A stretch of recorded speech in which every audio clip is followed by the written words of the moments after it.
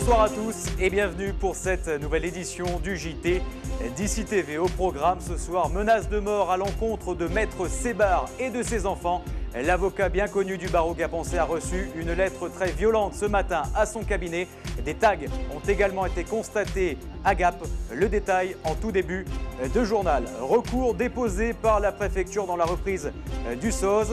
Après le maire de Barcelonnette, c'est au tour de l'État de contester la dépense de plus de 4 millions d'euros de la part de la CCVU. Et puis zoom en fin d'édition sur l'interview de Lucho.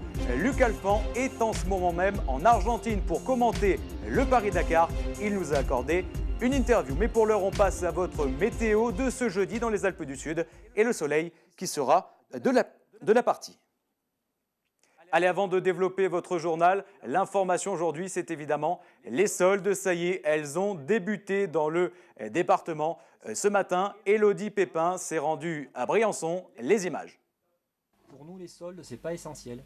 Les clients se sont plutôt rués dans les magasins, peut-être de vêtements, peut-être pour nous le jouet. L'année est passée, c'était Noël. On va faire jusqu'à 50% de notre chiffre d'affaires à Noël. Donc c'est vrai que les soldes après Noël pour nous c'est pas une période faste. C'est vrai que le magasin de Briançon c'est un magasin qui a pas mal de touristes étrangers. On a beaucoup d'Italiens, beaucoup de Russes et d'Anglais. Donc c'est vrai que quand ils sont là, ils en profitent aussi. Et puis on a aussi tous ceux de la région du Briançonnais qui viennent et qui sont quand même des clients assez réguliers. Donc c'est vrai que ça joue sur notre chiffre d'affaires bien évidemment. Insulte. Menace de mort à son encontre, menace de mort à l'encontre de ses enfants. Maître Kader Sébar, l'avocat bien connu du barreau gapençais, a reçu une lettre très violente aujourd'hui à son cabinet. Mais ce n'est pas tout. Des tags ont également été constatés dans les rues de Gap. On peut y lire entre autres Sébar égale pédophile. Alors Maître Sébar a porté plainte et a envoyé une lettre pour avertir le bâtonnier des Hautes-Alpes de ces menaces. La lettre au ton très violent menace directement Maître Sébar et ses enfants. L'avocat se dit très choqué par ces menaces. Retrouvez l'intégralité de cette lettre sur d'ici.fr. Fait divers toujours avec ce radar qui a été dégradé à Poligny dans le Champsaur. La nuit dernière, il a été recouvert d'une peinture blanche. Ce n'est pas une première puisqu'il y a déjà quelques semaines, d'autres radars avaient été dégradés dans le département.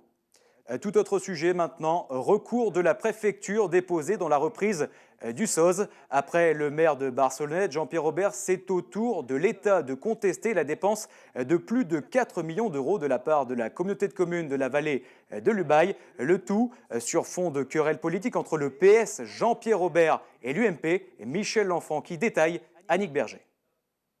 Nouveau rebondissement pour la station du Sauze dans la vallée de l'Ubaye. Après la mairie de Barcelonnette et des particuliers, c'est la préfecture des Alpes de Haute-Provence qui a décidé de déposer un recours contre l'accord passé entre la communauté de communes de la vallée de l'Ubaye et l'ancien délégataire de la station, la SAS Couteau-Lingue Frères.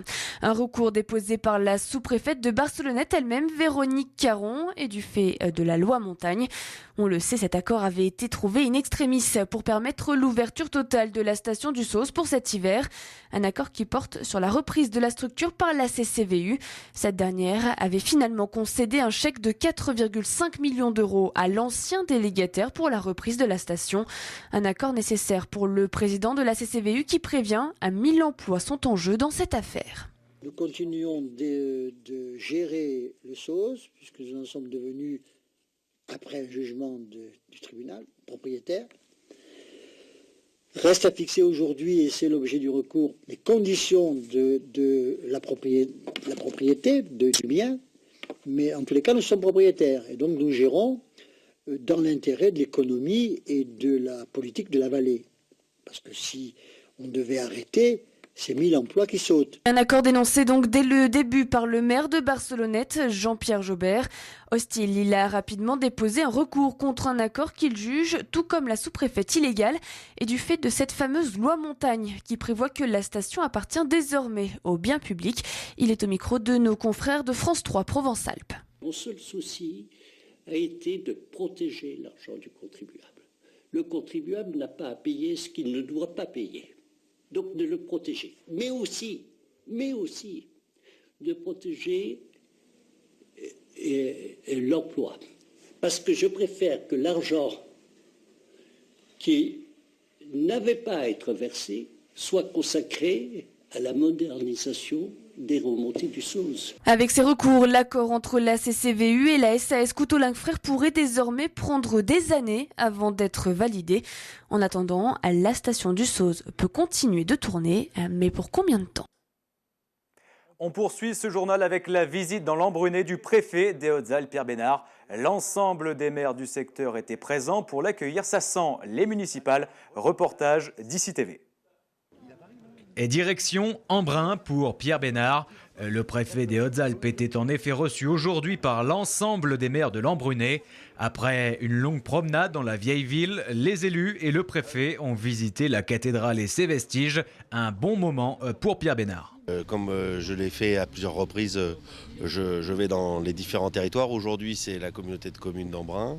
Et on a commencé par cette ville qui est vraiment magnifique avec ses rues et ses monuments qui sont vraiment chargés d'histoire. Et c'est vraiment un moment magique. Sur le marché d'Embrun, on s'est étonné de voir autant de monde durant la journée. Une journée qui ressemblait étrangement à un début de campagne pour les élections municipales. Moi, je vis ce mandat avec beaucoup de passion et puis le moment venu, je me déterminerai.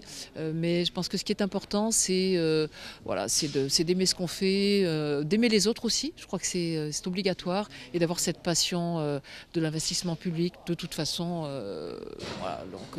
on n'a rien sans rien et seul le travail permet d'obtenir un certain résultat et j'espère que le travail que j'ai effectué pendant ces 13 années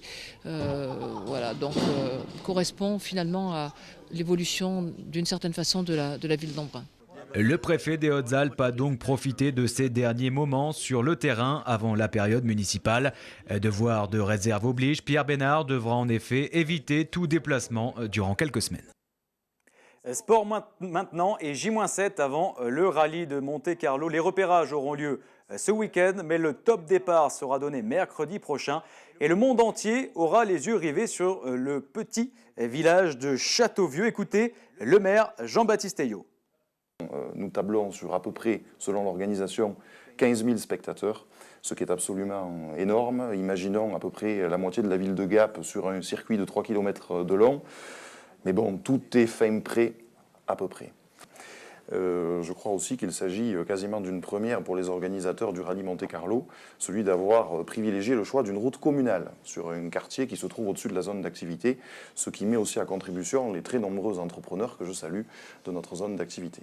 Alors, s'ils ont choisi ce secteur, c'est pour la route, pour les virages, etc., mais aussi peut-être parce que ça ne pose pas trop de problèmes. Les habitants ont plusieurs solutions pour rejoindre Gap et leur travail pendant ces 2-3 journées, c'est ça? Oui, puis il y a un système de laissez-passer qui a été mis en place. Il faut que les choses, rentrent dans l'ordre, mais pour le moment, tout se passe relativement bien. La population est tout à fait réceptive à l'idée d'accueillir ce rallye Monte-Carlo, c'est une très bonne chose. Et maintenant, j'espère aussi que la météo sera de la partie. Sport toujours et c'en est terminé du parcours des Diables Rouges en Coupe de France. Les hockeyeurs briançonnais se sont inclinés hier soir sur leur patinoire face à Rouen. Score final 4-2. Allez, on termine avec Luc Alphand. Notre Lucho national est en ce moment même en Argentine pour commenter le Paris-Dakar. Il nous a accordé une interview, la voici. Luc Alphand, comment ça se passe là-bas alors en Argentine ? Ça se passe très bien. Bon, c'est un début de course sur ce Dakar qui est assez mouvementé. Il fait déjà très chaud parce qu'il a fait 44 aujourd'hui sur la spéciale. Un rallye qui est déjà un rebondissement avec un Peter Hansel qui a perdu du temps aujourd'hui, plus d'une demi-heure à cause de crevaison. Voilà, des faits de course. Un Dakar qui s'annonce pas mal et qui va être, comme tous les Dakars ici en Amérique du Sud, assez dur. Alors là-bas, Luc, vous êtes consultant pour France Télé, hein, c'est ça ? C'est ça, donc je suis consultant pour France Télé, donc nous avons, 3 rendez-vous, dont un qui quasiment 1 heure à 18h40 sur France 4. Et ça, c'est en direct que nous le faisons, donc c'est à des heures 18h40, 19h40, donc des heures qu'on dit un peu prime time en France. Donc ceux qui sont passionnés du Dakar peuvent regarder ce rendez-vous, où il y a beaucoup d'images et déjà les premiers résumés, même si on n'arrive pas à avoir tous les résultats. Ensuite, il y a le journal du Dakar qui est à 20h05 sur la 3, et puis Bivouac. Alors Bivouac, c'est un peu plus pour les couches tard. Ça, c'est sur France 3 et c'est minuit, des fois 1h, voilà, dans la nuit. Mais ceux qui sont aussi passionnés de Dakar, là, sur le bivouac, ont déjà tous les résultats de la spéciale du jour. Un beau programme. Bref, Luc, j'imagine qu'en voyant toutes ces autos, vous avez envie d'y retourner à la course automobile.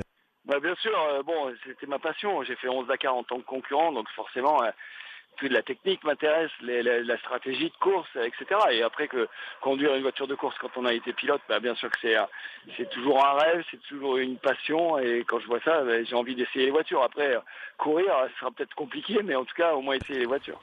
Et dernière question, Luc, vous allez quitter le Dakar, l'Argentine, et tout de suite, vous enchaînez sur les JO à Sochi. C'est vraiment une grosse différence, hein.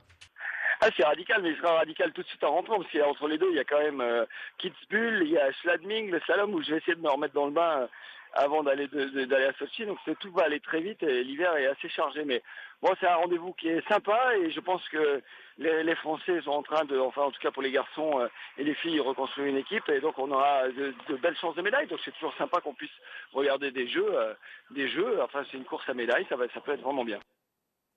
Sacré Lucho. Allez, l'actu d'ici est maintenant terminée. On passe à l'actualité nationale et internationale avec Dominique Le Guen. La justice écarte toute responsabilité extérieure dans l'accident de Michael Schumacher. Ce dernier a choisi délibérément de faire du hors-piste, selon le procureur, qui indique également que les normes de balisage de la piste ont été respectées. Les skis utilisés par l'ancien champion du monde de F1 étaient quasiment neufs, écartant ainsi la mise en cause du loueur. La condamnation de la femme au niqab de Trappes, confirmée par le tribunal de Versailles. Ce dernier a jugé en effet irrecevable la question sur la constitutionnalité de l'interdiction du voile intégral. Cassandra Belin était poursuivie pour outrage lors d'un contrôle d'identité mouvementé, ce qui lui avait valu 1 mois de prison avec sursis et 150 € d'amende. Le Sénat préserve l'immunité de Serge Dassault dans le cadre d'une enquête sur des achats présumés de vote à Corbeil-Essonnes. Les magistrats du pôle financier de Paris ne pourront donc pas placer l'industriel en garde à vue ou perquisitionner ses locaux. Le bureau du Sénat avait déjà refusé de lever l'immunité du sénateur UMP en juin dernier. Ce serait une première dans l'histoire du football. Le mondial de foot 2022 au Qatar se déroulera en hiver et non en été. Le secrétaire général de la FIFA, Jérôme Valque, l'a affirmé sur différentes radios du service public. En cause, les températures caniculaires qui peuvent régner l'été dans cette région du Golfe. Le mondial pourrait se jouer entre le 15 novembre et le 15 janvier. Le choix définitif ne sera arrêté qu'à la fin de l'année. Affluence plutôt timide, en dépit d'importants rabais consentis dès le premier jour. Les soldes ont débuté ce matin. Les étiquettes à moins 60% n'étaient pas rares, mais dans un contexte de pouvoir d'achat en berne et face à la concurrence des ventes privées ou SMS de promotion, la foule ne semblait pas au rendez-vous. L'impact de la météo joue également. Difficile d'acheter une doudoune quand il fait 15 degrés.